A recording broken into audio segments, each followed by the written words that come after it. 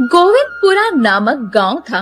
वैसे तो गांव के लोग बहुत अच्छे थे, परंतु इस गांव में एक जमींदार रहा करता था जिसका नाम चरण सिंह था।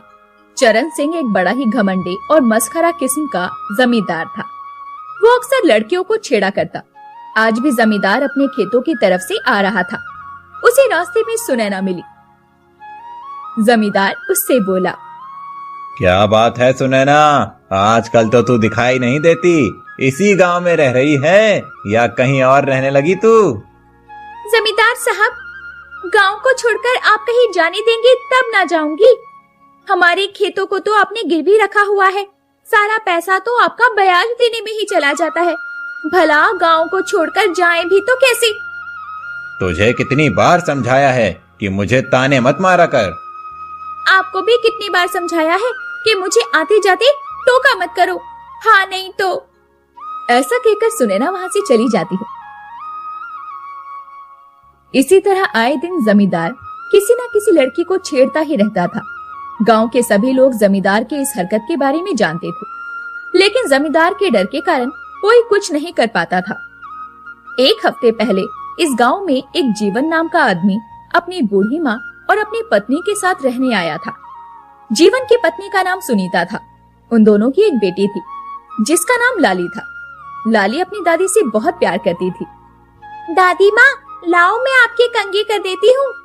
हाँ बेटिया, तू मेरा सच में कितना ख्याल रखती है, लेकिन तेरे पिताजी अभी तक नहीं आए। हाँ दादी, आजकल पिताजी कहकर गए थे कि सेठ के खेतों में आज ज्यादा काम है तो वो लेट हो जाएंगे, बस आते ही होंगे। तभी सुनीता वहाँ आ जाती है और कहती है, लाली बिटिया आती नहीं होंगी, आ गए हैं। मैंने खाना लगा दिया है, चलो सभी साथ मिलकर खाना खाएंगे। सभी साथ मिलकर खाना खा रहे थे। अगले दिन जीवन बिना खाना खाए ही खेतों पर चला गया था। दोपहर को सुनीता लाली से कहती है, लाली बिटिया, दादी का ध्यान रखना। आज तेरे पापा खाना खाकर नहीं गए, बस मैं उनके लिए खाना खेतों पर लेकर जा रही हूँ, जल्दी ही लौट आऊंगी। सुनीता जीवन के लिए खाना लेकर जा रही थी। तभी रास्ते में जमींदार ने उसे देखा। सुनीता दिखने में बहुत सुंदर थी।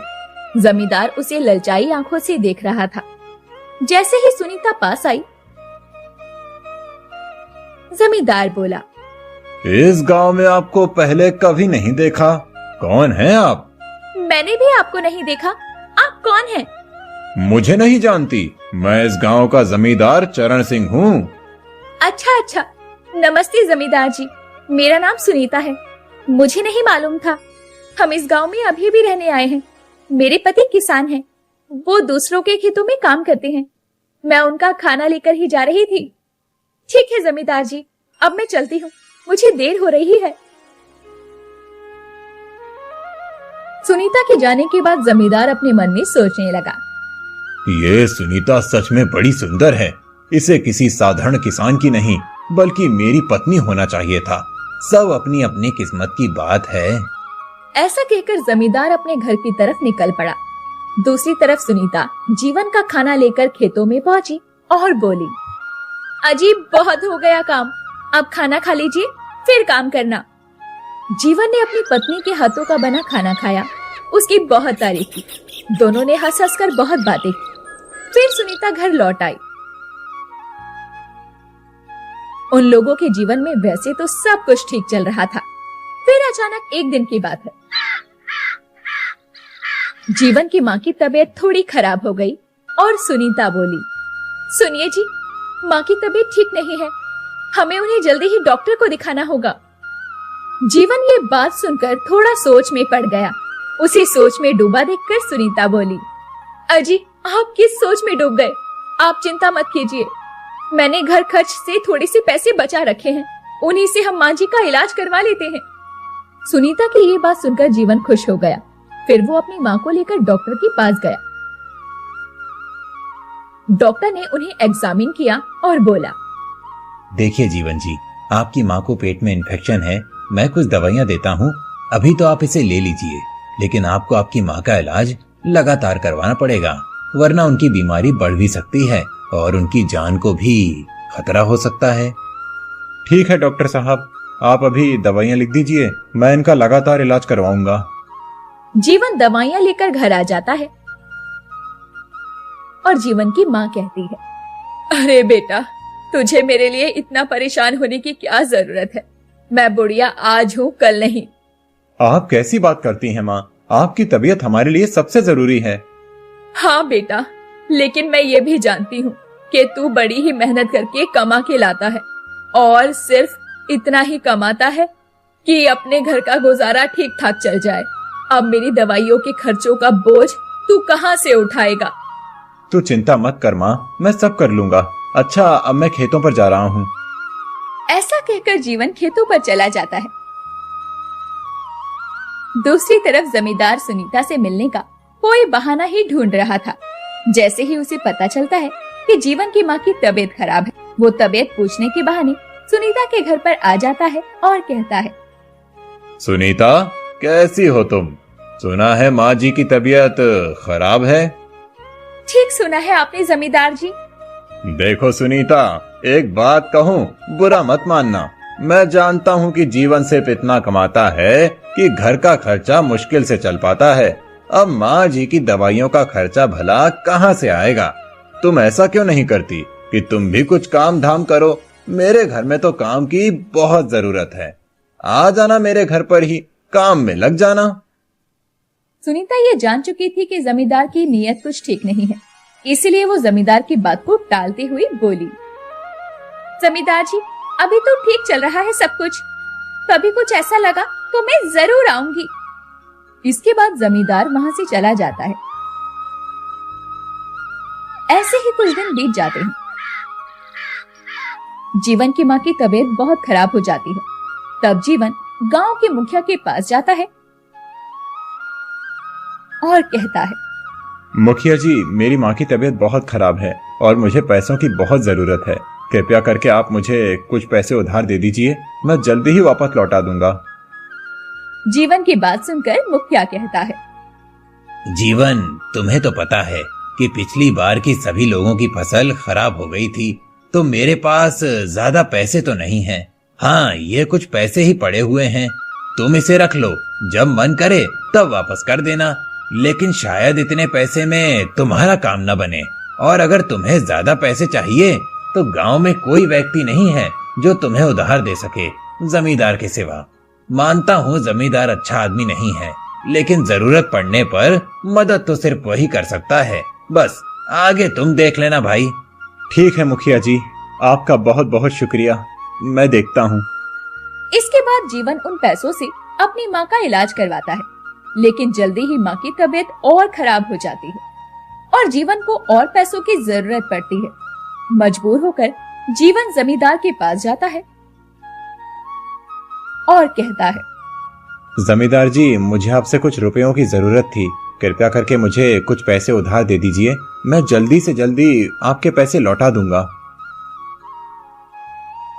कोई बात नहीं जीवन, तुम ये पैसे रख लो और अपनी माँ का इलाज करवाओ। मैं जानता हूँ कि तुम्हारी माँ की तबीयत बहुत खराब है, इसीलिए तुम्हें पैसों की जरूरत है। जीवन वो पैसे लेकर चला जाता है। जमींदार एक कुटिल मुस्कान से जीवन को जाते हुए देख रहा था। जीवन घर आया और अपनी पत्नी को बोला, सुनीता, देखो मैं जमींदार से पैसे उधार ले आया हूँ। अब हम अपनी माँ का इलाज शहर में करवाएंगे और अच्छे डॉक्टर से करवाएंगे। इसके बाद जीवन अपनी माँ का इलाज शहर ले जाकर करवाता है। जीवन की माँ थोड़ी ठीक ठाक हो जाती है, वो लोग घर आ जाते हैं। फिर जीवन अगले दिन काम पर जाता है तो जीवन का सेठ उससे कहता है, देखो भाई जीवन, पिछले कुछ दिनों से तुम्हारे बहुत नाटक हैं और अभी तुम अपनी माँ का इलाज करवाने शहर गए थे और मुझे काम की बहुत जरूरत थी, इसीलिए मैंने दूसरे मजदूर रख लिए। अब मैं तुम्हें काम नहीं दे पाऊंगा, भाई तुम अपने लिए कोई दूसरा काम ढूंढ लो। लेकिन सेठ जी, मैं तो आपको बताकर गया था, अगर मेरा जाना जरूरी नहीं होता तो मैं जाता भी नहीं। वो सब तो ठीक है, लेकिन मुझे भी अपना काम समय पर चाहिए होता है। तुम ऐसा करो, अभी तो तुम किसी और के पास काम ढूंढ लो। ठीक है सेठ जी। जीवन अपने घर आता है और अपनी पत्नी को सारी बात बताता है और कहता है, सुनीता, कल से मुझे नई जगह पर काम ढूंढना पड़ेगा। अजी आप बुरा ना माने तो मैं आपसे एक बात कहूं। हाँ सुनीता, बोलो। अजी मैं कह रही थी कि अभी हमारे घर के हालात थोड़े ठीक नहीं हैं और माँ जी की दवाइयों में भी बहुत पैसा लग रहा है, तो क्यों ना मैं भी कहीं काम कर लूं। आखिर मैं घर ही तो बैठी रहती हूँ, काम करूंगी तो 4 पैसे आएंगे। ठीक है सुनीता, लेकिन तुम काम क्या करोगी? मैंने गांव के 1-2 घरों में झाड़ू पोछे की बात की है। ठीक है सुनीता, तुम कर लो। अगले दिन से सुनीता भी झाड़ू पोछे का काम करने लगती है और जीवन को भी दूसरी जगह काम मिल जाता है। लेकिन वो दोनों मिलकर भी इतना नहीं कमा पा रहे थे कि माँ की दवाइयों का खर्च और घर के खर्च निकालने के बाद जमींदार का कर्ज उतार सके। ऐसे ही कुछ दिन बीत गए थे। एक दिन जमींदार आया और जीवन से बोला, अरे जीवन, अब मेरा कर्जा वापस कर दे। जमींदार जी, आपको तो पता ही है कि मेरे घर के हालात ठीक नहीं हैं। माँ जी की दवाइयों में काफी खर्चा हो जाता है और जैसे तैसे मेरा घर चल पाता है। मुझे थोड़ी मोहलत दे दीजिए, मैं आपका कर्जा उतार दूंगा। जीवन, पहले ही तुझे मैंने बहुत मोहलत दे रखी है। अब ला भाई, मुझे मेरा पैसा वापस कर दे। इससे ज्यादा और मोहलत मैं नहीं दे सकता। जमींदार जी, इस वक्त आपको वापस करने के लिए मेरे पास पैसे ही नहीं हैं। हाँ भाई, तू ठीक कहता है। आखिर तू कहाँ से लाएगा पैसे? लेकिन हाँ, कुछ तो करना ही पड़ेगा। सुना है कि तेरी बीवी पड़ोस में ही झाड़ू पोछा का काम करती है। तू ऐसा कर कि अपनी बीवी को मेरे घर झाड़ू पोछा और साफ सफाई के काम पर रखवा दे। इसी बहाने तेरा पैसा भी कट जाएगा और मेरा कर्जा भी उतर जाएगा। जीवन को नहीं मालूम था कि जमींदार की नीयत उसकी पत्नी पर खराब है, इसलिए जीवन ने हाँ कर दी और जमींदार वहाँ से चला गया। शाम को जब सुनीता घर आई तो जीवन ने उसे सारी बातें बताई और कहा, सुनीता, अगर हमने जमींदार का कर्जा वापस नहीं किया तो वो हमारा घर हथिया लेगा। इससे तो बेहतर है कि तुम उसी के घर पर कुछ समय काम कर लो। हम जल्दी ही पैसा इकट्ठा कर लेंगे और फिर कर्जा भी उतार देंगे। उसके बाद तुम वहाँ काम करना बंद कर देना। जीवन की बात सुनकर सुनीता मन ही मन सोचने लगी, अगर मैंने इन्हें सच्चाई बता दी तो ये मुझे जमींदार के यहाँ काम पर कभी नहीं भेजेंगे, लेकिन फिर हमारा कर्ज भी नहीं उतर पाएगा और जमींदार हमसे हमारा ये घर भी हथिया लेगा। इससे तो बेहतर है मैं कुछ दिन उसके घर पर काम कर लेती हूँ। और ऐसा सोचकर सुनीता अगले दिन जमींदार के यहाँ काम पर गई। जमींदार की पत्नी शोभा सुनीता को देखते ही बोली, अच्छा तो तुम सुनीता हो, तुम भी आज से हमारे घर में काम करने आई हो? जी मालकिन। साफ सफाई के सिवा खाना वाना बनाना भी तो आता है ना तुम्हें? जी मालकिन, मैं सब कर लूंगी। ठीक है, आज से ही काम पर लग जाओ और देखो हमारे यहाँ बहाना नहीं चलेगा, रोज काम पर आना पड़ेगा। अच्छा मालकिन, ठीक है। अब सुनीता जमींदार के यहाँ काम करने लगी। एक दिन सुनीता काम कर रही थी, तभी शोभा की एक सहेली शोभा से मिलने आई। शोभा ने सुनीता को आवाज दी, सुनीता, अरे ओ सुनीता, जल्दी से मेरी सहेली के लिए चाय और थोड़े बिस्किट वगैरह ले आ। जी मालकिन। शोभा की सहेली पारुल सुनीता को बहुत ध्यान से देख रही थी और फिर शोभा से बोली, शोभा, ये तेरे घर की नौकरानी है क्या? हाँ यार, अभी नई लगी है। इसके पति ने मेरे पति से कर्ज लिया था, वो वापस नहीं कर पाया, इसलिए ये काम करके चुका रही है। वो तो ठीक है यार, लेकिन ये बहुत सुंदर है। इतनी सुंदर नौकरानी रखते हुए तुझे डर नहीं लगता? क्या मतलब है तेरा? मैं समझी नहीं। अरे इसमें ना समझने जैसा क्या है? पतियों की नजर का क्या भरोसा, और फिर तेरी नौकरानी तो बहुत सुंदर है, जरा ख्याल रखना। वे लोग बातें कर रहे थे कि तभी सुनीता वहाँ चाय और नाश्ता लेकर आ गई। शाम को जमींदार जब घर आया तो सुनीता को देखकर बहुत खुश हो गया और वो शोभा से बोला, शोभा, सुनीता से ज्यादा काम मत करवाना। बेचारी अपने पति का कर्ज उतारने के लिए आई है। उसे ऐसा नहीं लगना चाहिए कि हम उससे ज्यादा ही काम करवा रहे हैं। जमींदार की बात सुनकर शोभा बोली, हाँ जी ठीक है, मैं उसका ख्याल रख लूंगी। आपको ज्यादा चिंता करने की जरूरत नहीं है। अगले दिन से शोभा सुनीता से बहुत चिढ़ने लगी और वो उससे बहुत बुरी तरह से बात करती थी। तुमसे जल्दी जल्दी काम नहीं होता क्या?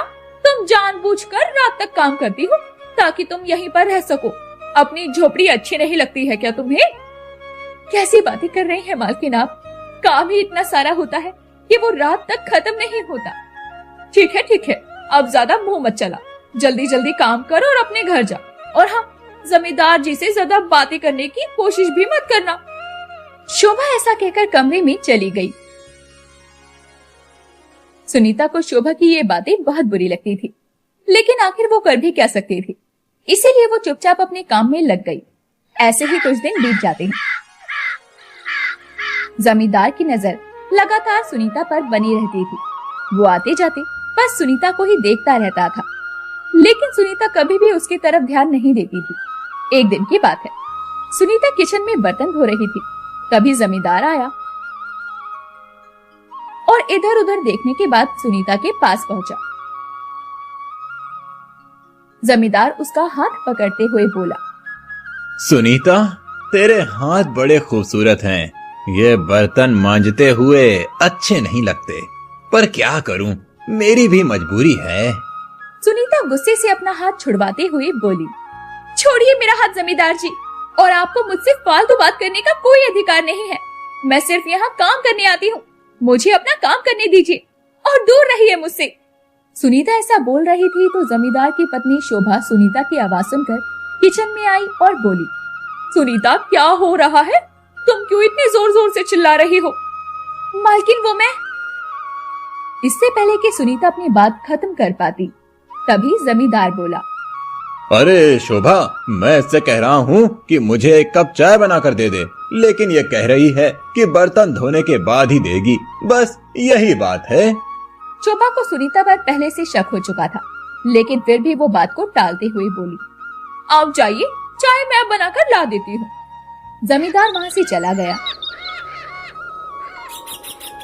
तब शोभा सुनीता से बोली, देख सुनीता, तेरी हरकतें मैं देख रही हूँ। जरा अपनी हरकतों को सुधार ले, वरना मुझसे बुरा कोई नहीं होगा। लेकिन मैम साहब, मैंने किया क्या है? मैं तो चुपचाप अपना काम कर रही थी। साहब ही मेरे पास आकर फालतू बातें कर रहे थे। मुझे सब पता है कि कौन कैसी बातें करता है। 2 कौड़ी की काम वाली मेरे पति पर उंगली उठाने की कोशिश मत करना। मुझे तो लगता है तूने और तेरे पति ने जानबूझकर कर्जा लिया ताकि तुम लोग कर्जा ना चुका पाओ, और तू मेरे घर काम वाली बनकर मेरे पति पर डोरे डाले। शोभा की बात सुनकर सुनीता की आंखों में आंसू आ जाते हैं, लेकिन वो कर भी क्या सकती थी। इसीलिए वो रोते हुए चुपचाप बर्तन धोने लगती है। ऐसे ही कुछ समय बीत जाता है। एक दिन शोभा बाजार गई हुई थी, तभी जमींदार सुनीता के पास आया और बोला, सुनीता, मुझे तुमसे कुछ बात करनी है। जमींदार जी, चले जाइए यहाँ से, मुझे आपसे कोई बात नहीं करनी।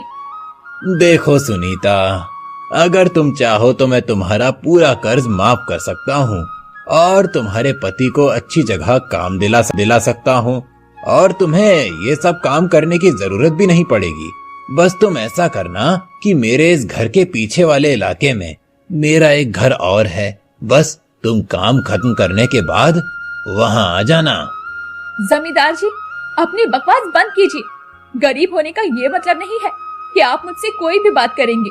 मैं आपके यहाँ काम करती हूँ और आपको मुझसे बस इतना ही मतलब होना चाहिए। सुनीता ऐसा कह रही कि तभी शोभा आ जाती है और सुनीता से कहती है, ये तुम क्या बातें कर रही हो मेरे पति से? मालकिन देखिए ना, जमींदार जी हमेशा मुझसे उल्टी सीधी बातें करते हैं।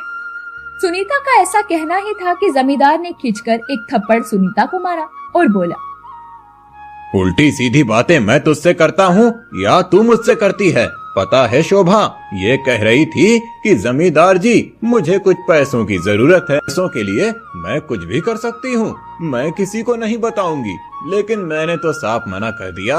ऐसी 3rd क्लास औरतों को मैं बहुत अच्छी तरह जानता हूँ। अब तुम ही निपटो इससे, मैं तो चला।